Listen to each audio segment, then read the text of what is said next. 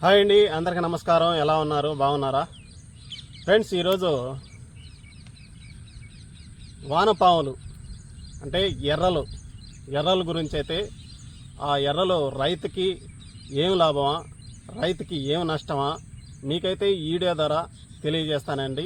నా video last వరకు చూడండి, చూసి ఒక లైక్ చేయండి. ఫస్ట్ అయితే ఈ వానపాములు ఎర్రల గురించి అయితే, లాభాల గురించి అయితే తెలుసుకుందాము.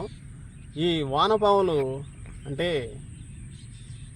ఒక చెత్తని అంటే ఇప్పుడు చాలా వరకు గవర్నమెంట్ చెత్త యార్డు అంటే గోడౌన్లు వేసి చిన్న చిన్న తొట్లు వేసి వేస్ట్ చెత్త ఆ తొట్లలో వేసి ఈ వానపాములు దాంట్లో వదిలిన వల్ల ఈ చెత్తను తినేసి ఎరువుగా ఏర్పాటు చేస్తాయండి ఈ వానపాములు. ఆ ఎరువుని పొలంలో అయితే చల్లుకుంటారండి. అలాగే మన పొలంలో కూడా ఈ ఎర్ర అయితే ఈ గిడ్డిని, ఈ కొయ్యకాళ్ళని తినేసి ఎరువుగా చేస్తుందండి ఈ వానపాములు. మీకైతే రీల్గా అయితే చూపిస్తానండి, మన పొలంలోనే రీల్గా అయితే చూపిస్తాను ఆ వానపాముల గురించి కూడా.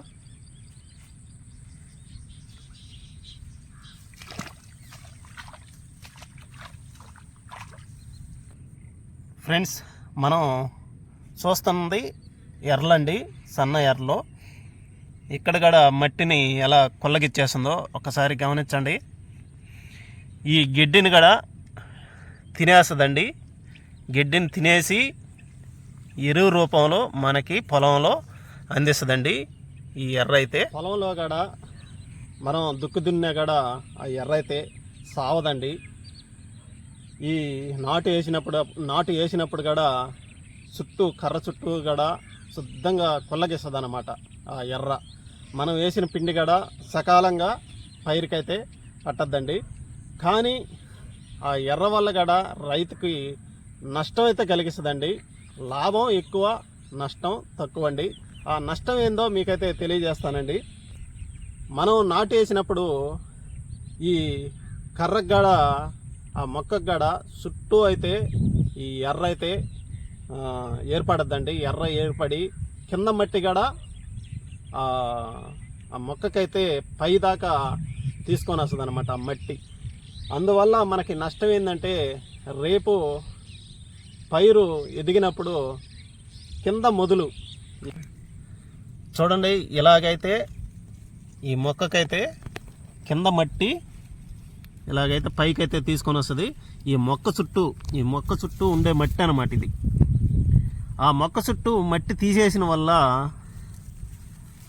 ఇది గంట ఇంతలా దృఢంగా ఉండదన్నమాట, ఇంత లూజుగా ఉంటుంది. రేపు పంటకొచ్చే లేకే ఇలాగైతే పడిపోద్ది అనమాట, ఇట్లా వంగిపోద్ది. వంగిపోయిన వల్ల కూడా నష్టాలు ఏందో మీకైతే తెలియజేస్తాను.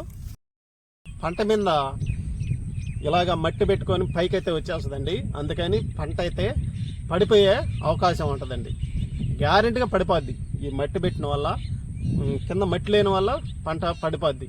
పడిపోయిన వల్ల వర్షాలు కురిసిన తర్వాత నీళ్లు ఉన్నా, చెమ్మ ఉన్నా ఈ మొలకైతే వస్తుందండి. మొలకొచ్చిన వల్ల మనకి నష్టం అయితే కలిగజేస్తుంది. వల్ల లాభాలు ఉన్నాయి, ఇట్లా నష్టాలు ఉన్నాయి అన్నమాట. ఫ్రెండ్స్, ఫోటో కనిపిస్తుంది. అసలు గంట వచ్చేసి మట్టి చక్కగా ఉన్నింది, అంటే చుట్టూ మట్టి అయితే రాలేదు. ఇది ఎర్ర లేని గంట అనమాట, ముద్దగా వచ్చేసిందో. ఇలాంటి గంట రేపు పడదండి, గట్టిగా ఉంటుంది దృఢంగా నేలను పట్టుకొని. ఇలాంటి గంట వచ్చేసి కింద మట్టి లేదు కాబట్టి అందువల్ల పడిపోద్ది అనమాట, పైకి వచ్చేసింది అనమాట. మట్టి అంతా ఎర్ర పైకి తీసుకొని వచ్చేసింది. ఇది మట్టి అంతా కింద ఉందన్నమాట. గంటను పట్టుకుంది మట్టి. ఈ రెండిట్లలో తేడా చూడండి. నేనైతే దగ్గర పెడతాను ఈ రెండిట్లని. ఫ్రెండ్స్, మీకైతే ఈ వానపాముల గురించి, దానివల్ల లాభాలేందా నష్టాలేందా మీకైతే వీడియో ద్వారా తెలియజేశానండి. నా వీడియో నచ్చినట్టయితే ఒక లైక్ చేయండి. ఛానల్ కొత్తగా చూస్తున్న వారు సబ్స్క్రైబ్ చేసుకోండి ఫ్రెండ్స్.